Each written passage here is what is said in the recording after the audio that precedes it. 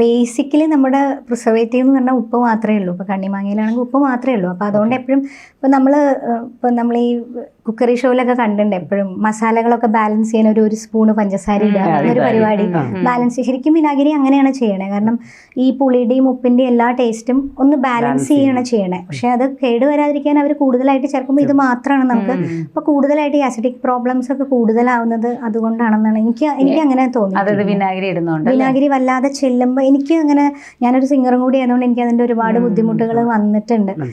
ഇപ്പോൾ നാരങ്ങാച്ചാറൊക്കെ പ്രത്യേകിച്ച് നമ്മൾ വാങ്ങിക്കഴിയുമ്പോൾ എനിക്കത് എൻ്റെ ഇതിന്ന് ഭയങ്കര ഒരു അനുഭവം തോന്നിയിട്ടുള്ളതാണ്. അപ്പോൾ നാരങ്ങാച്ചാറ് നമ്മൾ ഉണ്ടാക്കുന്നതിൽ വിനാഗിരി ഇല്ല. അപ്പോൾ അതുകൊണ്ട് തന്നെ അതിന് സ്വാഭാവികമായിട്ടും ആ നാരങ്ങയുടെ തോലിനൊരു ചെറിയ കയ്പ്പുണ്ട്.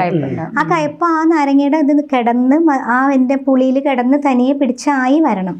നോർമലി വിനാഗിരി ഒഴിക്കുമ്പോൾ അത്രയൊന്നും താമസം വേണ്ട. കാരണം ആ കയ്പ്പ് നമുക്ക് ഫീൽ ചെയ്യില്ല. കാരണം വിനാഗിരിയുടെ പുളിപ്പ് മേലെ കയറി വരും. അപ്പോൾ ഇത് ഒരുപാട് നമ്മൾ ഓപ്പൺ ചെയ്ത് കഴിഞ്ഞാൽ നമുക്ക് എയർ ടൈറ്റ് ആക്കിയിട്ട് ഫ്രിഡ്ജിൽ വെക്കണതാണ് നല്ലത്. കാരണം നമ്മൾ വീട്ടിൽ പുറത്ത് വെച്ച് കഴിഞ്ഞാൽ, പണ്ട് നമ്മൾ കടുമാങ്ങയൊക്കെ വെച്ച് കഴിഞ്ഞാൽ അങ്ങനെ ഒരു പാട പോലെ വരും, അങ്ങനെ ഒരു സംഭവം വരും. അതിൽ വേറെ ഒന്നും ഇല്ലാത്തത് കൊണ്ടാണ് ഇത് വരുന്നത്. അപ്പം നമ്മൾ സേഫ്റ്റിക്ക് ഫ്രിഡ്ജിൽ വെക്കാനാണ് നമ്മൾ എല്ലാവരോടും പറയണത്.